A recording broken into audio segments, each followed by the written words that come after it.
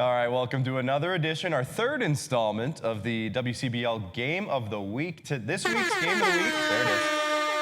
This week's Game of the Week will feature the visiting Brooks Bombers at Sylvan Lake to take on the Gulls at Gulls Field tonight. It's going to be a great game between two Western Division rivals. I'm joined today by my co-host, Jamie Neugebauer. Nugsy, it's another fun week. It's been a fun week in the league. Coming into tonight's action, what's on your mind in terms of the WCBL? Yeah, well, we were just saying off air, lots of people are doing great things around the league, 100%, and that is legitimate. But it's almost like whatever they do, it's just not quite as good as the Saskatchewan Berries. Yeah. But hey, you know what? We had an upset. Okotoks lost. It was a really interesting week. Yeah, I mean, speaking of the Brooks Bombers, they just had a split with Okotoks. Yeah, that's right. So that was a good back-to-back series there. There's some really crazy stuff going on this week up in Fort McMurray. If you want to take a look at that, basically there's like a 4-team little mini in-season tournament going on up there. So super cool for Fort McMurray. If you're up in the area, go check that out this week. But let's have a look, Nugsy. We'll start just kind of talking about the league itself, as we do each and every week here on the Game of the Week. We talk about the league and then we focus in on the two teams. So why don't we start by looking at last night's scores across the league. You see Saskatoon, you mentioned the Berries, taking a 6-5 win from the Red Sox. That's back-to-back wins now from the Regina Red Sox in that Highway 11 rivalry. Over in Sylvan Lake, we talk about the Gulls here in the featured Game of the Week here. The Gulls took a 6-3 win. This followed a 9-1 win over Moose Jaw the night prior. So two big wins there for Sylvan Lake as they kind of look to find their footing. We'll get into that in a moment. Medicine Hat with a 7-3 win over Weyburn, and that was, of course, following a 3-2 walk-off win by Weyburn the night before. So Medicine Hat gets their revenge. Okotoks with a 9-2 win over Brooks. As we mentioned, they had a split. So Brooks won the night before, Okotoks won this one. And then Fort Mac with a big 6-0 win over the Swift Current 57s. Fort McMurray, they're trying to figure it out. They've been playing some good baseball lately. So now we're just going to have to see, Nugsy, if they can maybe string some wins together and see if they can climb up out of that basement in the Western Division. But speaking of that, why don't we look at the standings and just see where everybody is right now.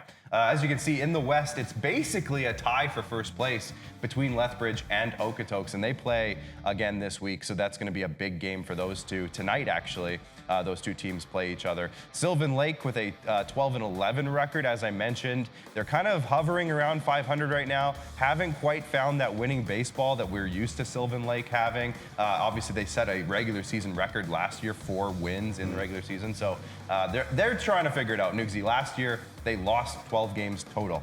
And as I mentioned, we talked about it in the WCBL report with Joe McFarland yesterday. They've already lost 11.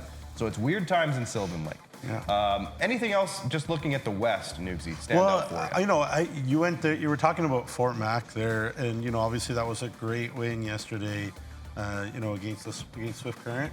And, one of the hottest pitchers in the league right now was the story. Yeah. 6 shutout innings for Luke Glenn. I know we have a pitching graphic. Yeah. Maybe I'll talk about him more then, but that was a great individual performance. You don't see too many, 6-inning shutouts in this league, and that was impressive. Yeah, and like I said, Fort Mac has been playing some really good baseball. Just recently, they had a 4-game series with the Lethbridge Bulls, and every game was very, very tight. You know what? The thing is that, obviously, Lethbridge's thing, what's their thing, is pitching and run prevention. Yeah. Well, you know what? Fort Mac is starting to really pitch as well. And if you can pitch, you have a chance. Absolutely. So. And in my preseason chats with the coaches, almost every coach was like, if our pitching's good, we'll do well. Yeah. And in the East, you see what we talked about, Saskatoon. They just took 2 games off the Regina Red Sox, so that was huge for them. But they have blasted up to the top of the standings, the 19-3 record. Medicine Hat's right behind them, though, 16-7. Very strong record there. We talked about them last week, those two teams, in the Game of the Week last week with Saskatoon and Medicine Hat. And they play again as well in the near future, so another good test for those two teams. Moose Jaw and Regina, that's an interesting storyline. They are neck and neck for 3rd and 4th right now, trying to figure out their playoff positioning. Doesn't seem like either team right now in the last 5 or 6 games wants to take that spot and grab it, because they're winning games, losing games, winning games, losing games. Moose Jaw obviously with a 10-12 record. Well, it's been a tough week for Moose Jaw. Yeah. Let's be honest. Yeah, exactly. Like, they had a hard time hitting Sylvan. So. Yeah. Sylvan Lake came in there and obviously, or they went to Sylvan Lake, I should say, and they took a couple games off of them. Yeah, exactly. Weyburn, they've been playing some great baseball too this season. Some big scores, some small, some low-scoring tight games. Whenever there's a wild or wacky kind of highlight on social media, often it feels like it's involving Weyburn. Usually, yeah, because there's been like 5 or 6 games this season where they've been involved in a game that has 30+ runs scored. Yeah. They've had more than one, and that's wild. Yeah. And then Swift Current down there in 6th in the East. But again, they have been winning some games recently, so we'll see if they can maybe find something there in the next stretch of games. Let's have a look at the league leaders in hitting right now, just to see kind of where we're at. Since last week, as you can see, still 5 guys hitting 400. Austin Gurney and Corey Wooters are also flirting with 400. But some great numbers here. You see Ian Heck, Nugsy, from Weyburn, you mentioned.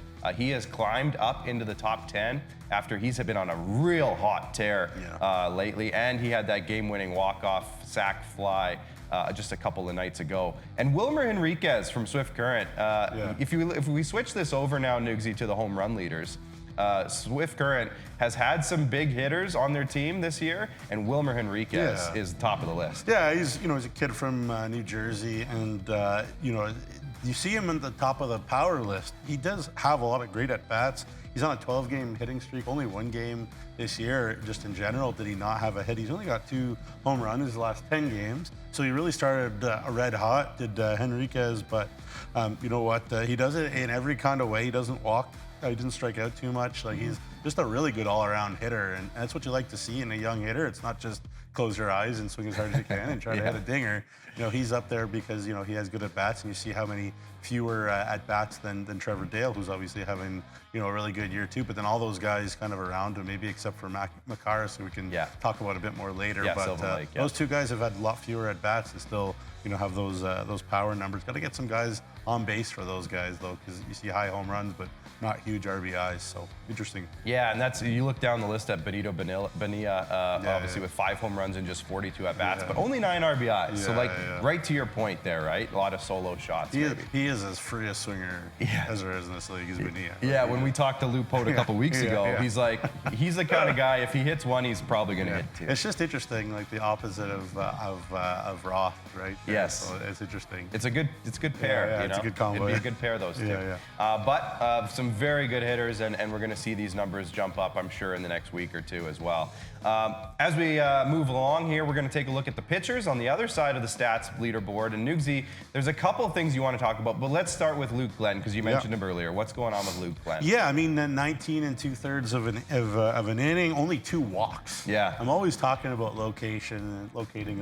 Commanding the fastball, right? For sure. And he with a 091, 092, I think it might be rounded down on the website to 091. But whatever, it's even better for him. Only 11 hits over that span as well, 3-0 record. A left-hander from York Region, Ontario, which is a great region. That's why you wanted to talk about him. And that is where I am also from. He's from way up north in the region, but still very cool. It goes to school just sort of near Buffalo, Niagara.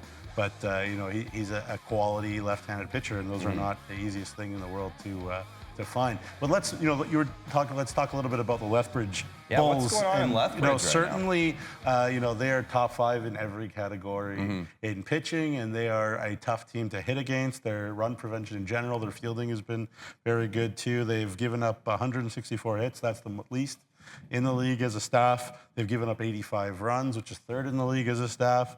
They've only walked 77 batters. That's also 3rd. They have 191 strikeouts. That's 4th in the league. They've only committed 35 errors, which is 4th in the league too. So you give your team a chance. Obviously, their stars are Levi Abbott and Maxim Rakovic, as you can see there. Levi Abbott has given up 4 hits and 2 extra base hits in 20 innings. 4 hits in 20 innings. Like, it's kind of getting to like a point where you think like total. This league is he's making the league look easy. 4 hits and total. Not only that, but 3 walks, 1 earned run. If I'm not mistaken, I think his last start was in Okotoks against the Dogs, who have one of the best offenses in the league. It's not like he's doing it against bad teams, right?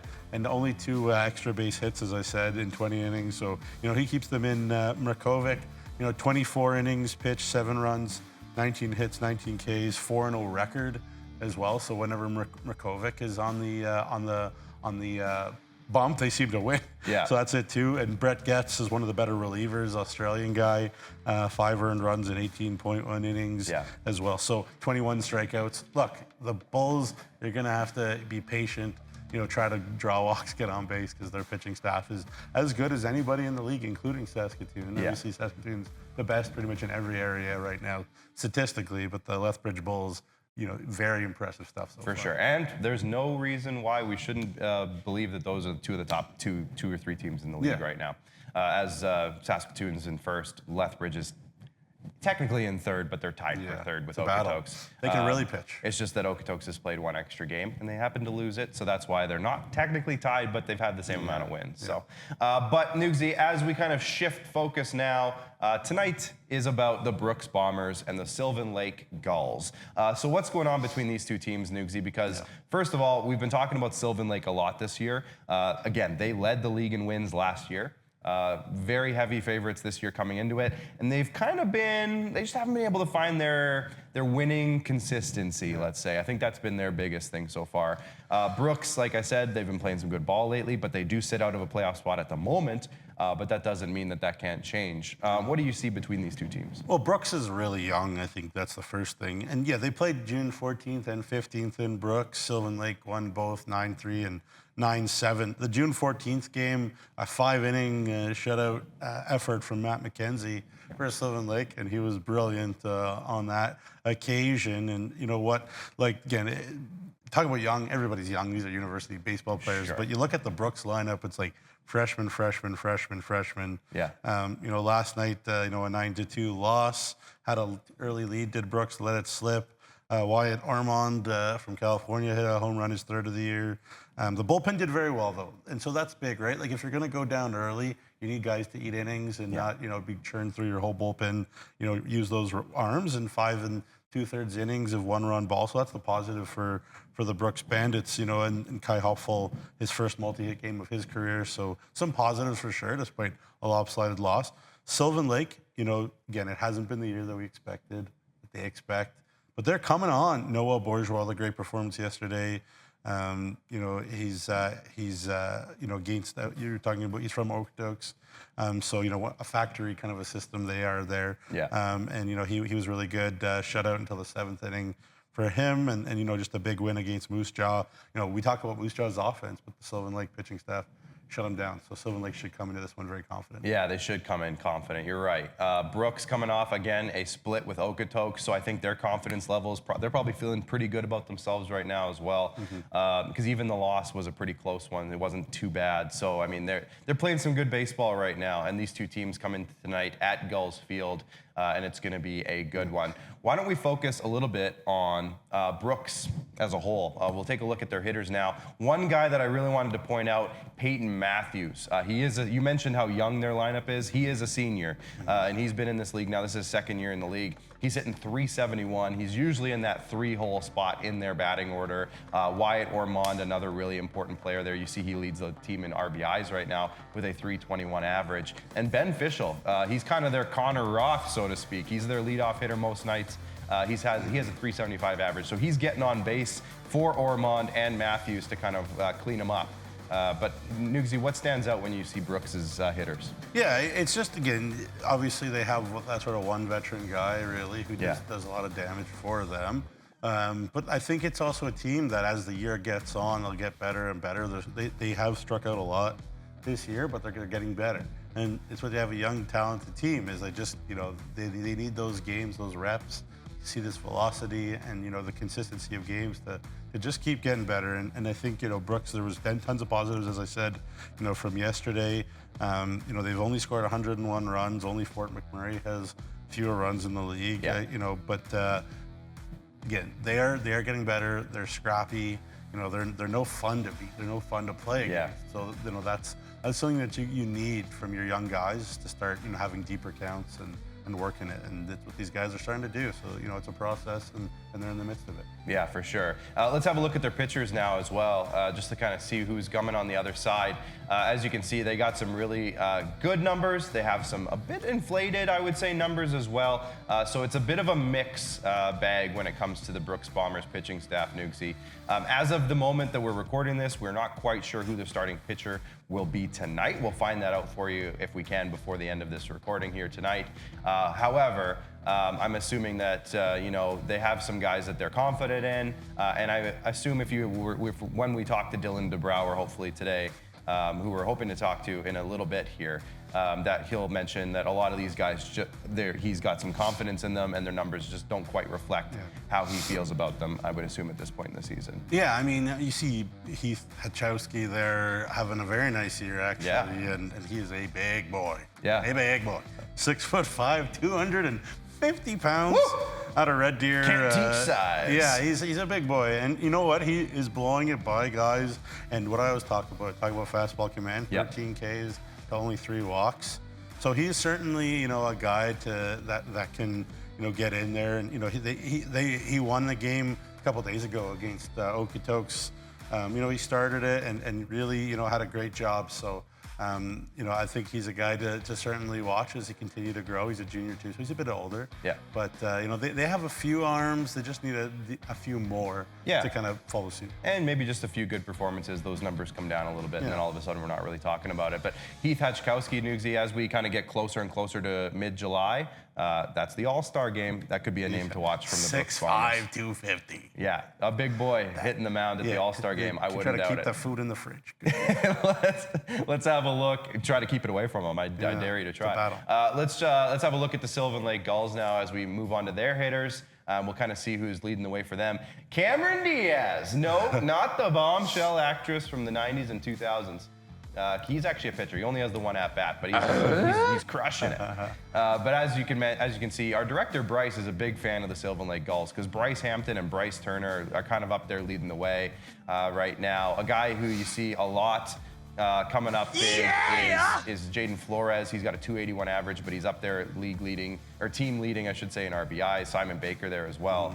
But they've kind of got a good balanced roster, Nugsy. So I imagine that, kind of like you said with Brooks, as the season goes along, you're going to see some of these guys, their numbers will slightly get better. They'll get a little bit better, and then we'll see maybe Sylvan Lake stringing together some wins. Yeah, I mean, the thing about Sylvan Lake's offense is that they just haven't been patient enough. Like they do hit the most home runs in the league. They have 22 home runs in the year in 23 games, which is the most in the league. So they have tons of power, but their batting averages are very low for this league. Yeah, compared to some of the other teams, you know, for sure. And I just think that, you know, they just need to be a little bit more patient. You have 3 legitimate guys hitting over 300 with you know, at least 50 at bats, so that's kind of low for this league. You know, Simon Baker, it is out of Gonzaga University, 15 RBIs. He's leading the team in RBIs, so again, 15 RBIs. They're just not getting the timely hit. They're kind of swinging for the fences a little bit too much, but just calm down at the plate, get some good at-bats. The talent is there, just a little bit of patience. And I think, you know, sometimes you have a team with a ton of expectation, it's not coming. You know, we've seen that with the Blue Jays even, like Vladdy and those guys, when they're struggling a little bit, try to do too much. Yeah. So just, you know, simplify your game offensively, and Sylvan has all the talent in the world. You guys know that. Yeah, you mentioned Simon Baker from Gonzaga, obviously. We're going to hopefully talk to head coach Jason Chatwood, who also went to Gonzaga back in the day. So I'm sure there's a bit of a mini pipeline going on there. Let's have a look at their pitching staff because that's the other part we want to really touch on. And again, some really good numbers you can see. Some guys putting up really great performances. Cameron Diaz, not the bombshell actress though from the 90s and 2000s. But Cameron Diaz having a great season. You mentioned Noah Bourgeois a little bit earlier. He's put up some nice numbers as well. And Nugsy, who stands out for you? Well, I mean, to me, Nick Veselinovich, pardon me with the name there, say that he's got a ton of talent. You know, I know the ERA is high, but, you know, he pitches a lot, he strikes out a lot, he's a big power arm. Has only walked 4 guys to 23 strikeouts in those 15 and a third, so he's around the zone. I'm always talking about, I love a guy who's around the zone, and, you know, only 4 teams in the league have fewer walks in Sylvan Lake. So really the pitching is not a problem. Look at all those guys with pretty small ERAs for, for this league. So that, they're in a good spot. As I said, I just think it's the hitters looking for some timely, just not being so impatient. But they got the guys with the arms. Obviously, they talked about McKenzie as well. His performance last time out against Brooks, and he was brilliant. He's a very reliable guy. They got the arms for sure. And again, whenever you have the arms, you have the chance. And maybe the best name in the league, straight out of the 1950s, Mickey McClaskey. I know, that's a gem. 20 strikeouts. And he's got the Ks too. Yeah, 20 strikeouts in 10 2/3. So Mickey McClaskey, straight out of the 50s. You gotta love that. That's a baseball name right there. Well, Nugsy, as we kind of get closer to hopefully get a hearing from the two coaches of the teams, what's the keys for tonight's game that you think could maybe be the X factor for either team? Yeah, I mean, I think there's been too many games where Brooks has just kind of been out of it too early, and they don't have the same type of firepower maybe that some other teams do. So, just stay in it as long as you can if you're Brooks. Yeah. And play good fundamental baseball, and they haven't done that as much as they needed to this year. For Sylvan Lake, just keep going because I think they found something. I think they're going to turn it around. They said they have the arms; they'll be fine. And with that, we are going to be wrapping up this show. Thank you for tuning in today for the pregame show for the Game of the Week. If you're watching on Flow College, we're about to throw right to Gulls Field to Jim Claggett and Joe Whitbread for the broadcast, so enjoy that. If you're watching on YouTube, thanks for tuning in. Make sure you hit the subscribe button and follow us across the WCBL platforms. The more we get, the more this league grows, the better coverage we can provide, and the better coverage these players get who greatly deserve the spotlight. Nugsy, thanks for joining me today. Final thoughts as we throw it to Gulls Field for the game tonight. What a nice field. Oh, man, that is a baseball field. I love it there. Yeah, love it there. Obviously, it's a great broadcast as well. Enjoy the call with Jim Claggett and Joe Whitbread tonight. Make sure you get your subscription to Flow College if you haven't already. You can catch all the action there. If you're in the area and you're watching this somehow and you haven't gotten to the ballpark yet, get to the ballpark. Go there. Like Nugsy said, it's a great ballpark. Enjoy the night, everyone, across the WCBL. And here is Jim and Joe.